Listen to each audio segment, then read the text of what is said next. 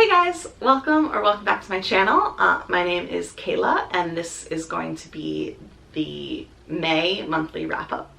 So let's see what I read.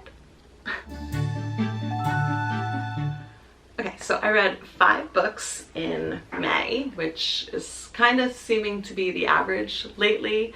I've also just been, this month's been pretty busy. Like, if my last video was the Taylor Swift vlog, and obviously that is like takes up a whole weekend where I normally would read a little bit. So, but whatever, I think 5 books is really good. So I will start with the first one, which I don't have a copy because it's due back to the library, but it's Time as a Mother, the poetry collection by Vuong, which I didn't, again, I'm really bad at rating like poetry collections because I'm like, some were unbelievable and some were like, this did nothing for me. But I think overall I liked this more than his earlier collection, Night Sky with Exit Wounds. This one was all kind of about his mother's death. There was also some of my favorite poems were about his relationship with his I don't know, husband, partner, boyfriend, whatever.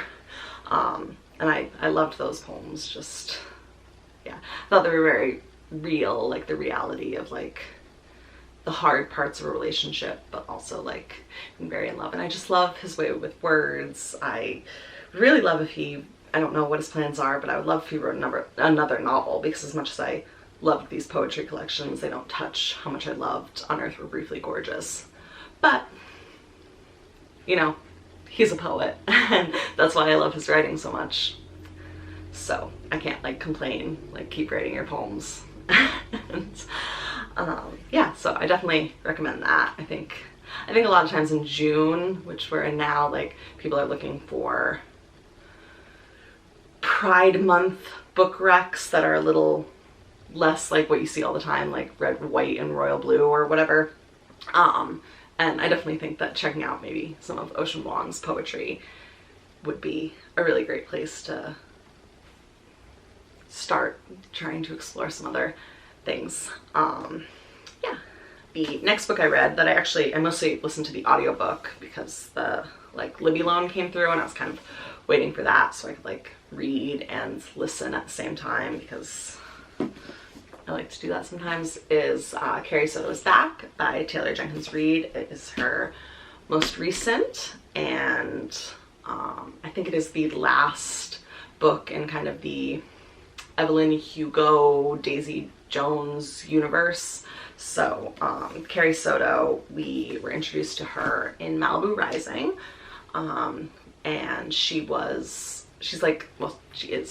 a tennis star, and in that book she had an affair with the Nina Reeves like husband, so she's kind of presented as like a villain, but I definitely remember thinking in that book that she was like kind of a badass. I don't know, like, yeah, like obviously you did something shitty, but like I like that she like had some fire in her and everything. So I was really excited about this book and pretty disappointed in it. It's complicated because I like her writing. I think Taylor Jenkins Reid is she's very readable without feeling like a popcorn book, you know, like you have to like think and like be in it. It's not like a beach read exactly, but it's not like literary fiction or whatever, like really dense either. But I definitely had some problems with it, and I read a lot of criticisms along the lines of the problems I had with it, and definitely the problems became bigger.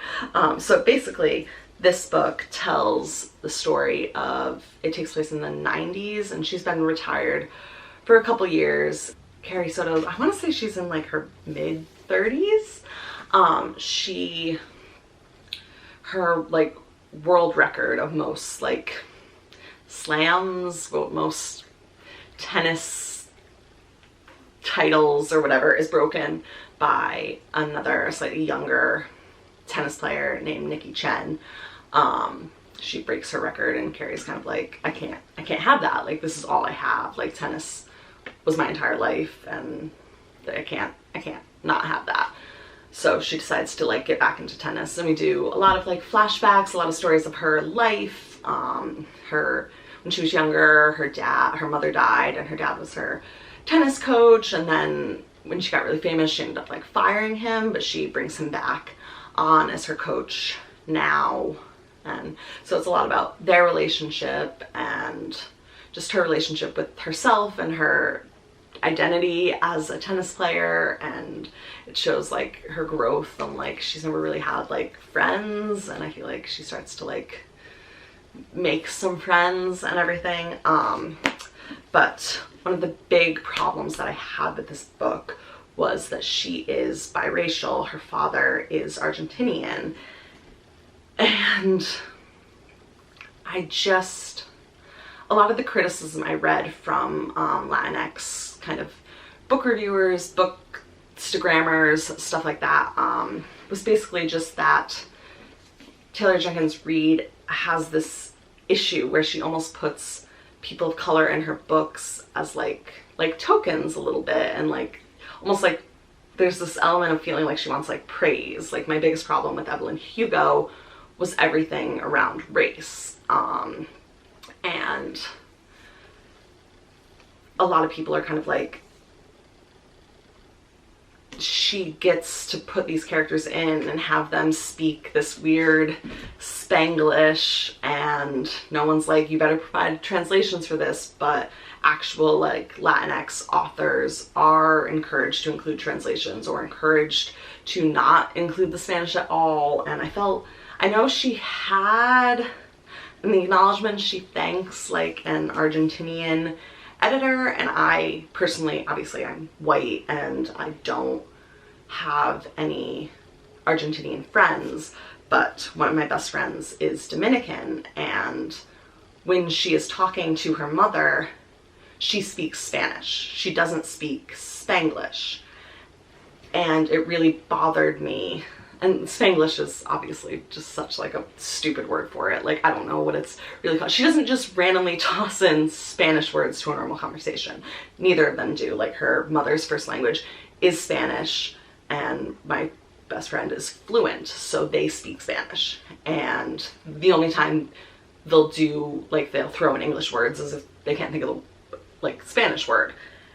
And I would have almost preferred if it, like, instead of just throwing in, like, oh my god, like, we're Spanish, hija, rapido, like, if it had just been, like, a mention of, like, Carrie thinking, like, we switched into Spanish so that no one could hear us, or sometimes I forgot that no one around me understood, or whatever, or I was bullied as a kid because I would play tennis and me and my father would be speaking to each other in Spanish, and all the white girls would make fun of us. You know, like, I feel like that would have actually been, like, more impactful if it had just been in those books where it's like, when you read a translated work of fiction, like, it's just like, well, these people are speaking Spanish because this book is Mexican. So, like, when I read Mexican Gothic, I wasn't like, they're speaking English. I'm like, obviously they're speaking Spanish to each other.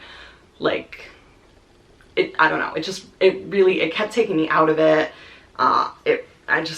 I didn't like it, and it made it hard for me to care about her relationship with her father, because those scenes made me a little uncomfortable. But that said, I did end up giving it 3.5 stars because I really loved Carrie's personal journey. I wish there had been more of her relationship with other tennis players. Like, the relationship she has with Nikki Chen was like probably my favorite thing in the entire book. And yeah, I really liked it, and I had a good time. I always have a good time. She always makes me cry, but there's a lot about like grief in here that I thought was really good. The like romantic relationship was just like, sure, whatever, that's happening. But I liked the guy, I just like didn't care. But yeah, I had a really good time with it. It's just like parts of it made me feel a little weird, and then to read other reviews getting into it, I was like, yeah, that was a little weird. But also, like, there are plenty of, like, Latinx people who loved this book and loved the representation. So that's also valid, and, you know, whatever. Like, I would recommend this book, you know? but yeah, I just definitely go into it with a little bit of, like, understanding that some of the Spanish parts are going to be weird. Oh, and the audiobook is like a full cast, so then when there's like the sports center type stuff, it's like a full cast, like having, which I loved that. I definitely recommend the audiobook for this. And I was like, I haven't read a Poirot book in a while, so I decided to read like the second Poirot book, which was A Murder on the Links. And Poirot gets a call, like, come to France and help me, or whatever. Well, not a call, like a letter, a telegram, whatever. So him and Hastings go to France, but by the time they get there, the person that contacted them is already dead. So they have to, like, solve that mystery and everything, and then they're found in, like, on the links, like on the golf course that's being built, like, behind the mansion or whatever. So they have to solve that murder, and then, like, another dead body shows up, and it's all this stuff. And yeah, I really liked it. I gave it a 3.75 because I had a great time. The conclusion to the mystery was fine. I predicted actually some of it, but I don't mind that. I think that's just, you know, you should be able to put things together and predict things, and I was still, like, excited in how the actual reveal went on. I generally like the Hastings narrated books because I like Hastings. I always say that. Hastings makes me feel better about myself because he's so stupid. Like, he never has any idea what's going on. Like, he's just like, well, this girl's hot, so she couldn't have done it. And I'm just like, I get it. But, like, hot people can also do crimes. And so I'm always like, yeah, she's hot, but she clearly murdered this man, or whatever, you know, like, that's just a example. But some of his, there was, like, some weird stuff going on with, like, his personal life in this one that I, like, did not care about. I was like, can we get back to, like, the murder mystery? But it's also, like, her second book, so she is not really in the Poirot golden age or whatever. But it was fun to, like, read an older one, and yeah, I really liked it. I'm trying to read all the Poirot books and take my time with it. So I try to read, like, one a month, one every other month or so. And I think it's kind of fun sometimes to do it in order because you can see, like, her writing improve and the mysteries get better and all of that. So, you know, like, so many people start with, like, Murder on the Orient Express, and, like, speaking from personal experience, like, I'm not sure it's gonna get better. Like, that was, like, perfection. So, like, in some ways everything else is gonna be a little bit of a letdown, but I feel like just, like, picking, like, random books or starting at the beginning might actually be, like, a better way to experience it. I don't know. But then it's also, like, some of them are bad. So, you know, like, do you want to start amazing and then know that, like, she gets better, or start at the beginning and, like, watch her get better and then read Murder at the Orient Express, like, 12th or whatever it is. So yeah, love my little Belgian man. Then the last two books I read for the month I talked about in my Taylor Swift vlog, but I assume a lot of people are watching this and not watching a Taylor Swift vlog. But, so the first one I read was Rebecca by Daphne du Maurier, which I think is kind of fun to go in blind, so I don't want to give, like, a ton of information if you don't know already.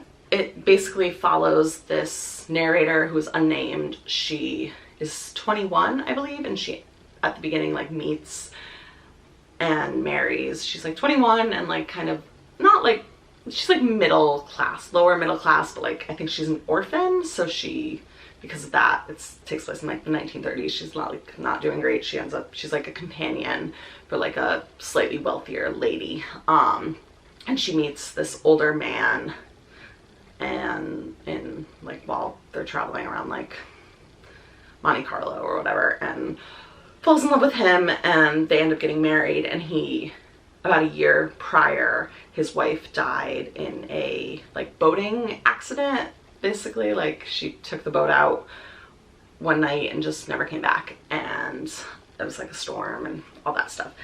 And her name is Rebecca, and like, so they get married and he takes the narrator back to Manderley, their amazing estate in, I think it's kind of in like the West Country in the UK. And it's basically just like, so much of it is just about what the narrator is going through and feeling like she is very like that he doesn't love her, and that she just can't, everyone is honestly like telling her that she can't live up to Rebecca, like that Rebecca was like perfect and the most beautiful woman on earth, and she managed this household like a queen, and she was just so flawless and perfect, and she's like, well, that's why he doesn't love me, because Rebecca was so perfect and I'm a stupid kid, and all of this stuff. And so you're just like, this is so sad. It feels kind of like a psychological ghost story almost, where it's like there's not really a ghost, but she's being almost haunted by like the presence and the way everyone loved Rebecca, because she could never live up to that. And it broke my heart. At points, like, I didn't love the main character. I was like, she's kind of an idiot, but she's 21. And so of course she's kind of an idiot. We were all kind of idiots, and I'm just like, you just need to like stand up for yourself, or like speak up, like anything. But like, it's the 1930s and she's 21. But I really felt for her, and the book ends up going in like directions that I didn't expect, like blew my mind. The writing was amazing, and yeah, it was so good. I can't recommend it. It's definitely a very like approachable classic. I think that stuff written after World War I gets a lot easier to read. This is definitely a lot more readable. The writing is beautiful. It's so descriptive. I felt like there are like moments. She spends a lot of time like in her head imagining scenarios, and it just felt like a very familiar thing as someone with anxiety, like to just sit there and like imagine the absolute like worst case scenario that's gonna happen in like vivid detail. Yeah, so I definitely recommend Rebecca. And then the last book I read this month was Conversations with Friends. I literally finished this the night of May 30th by Sally Rooney.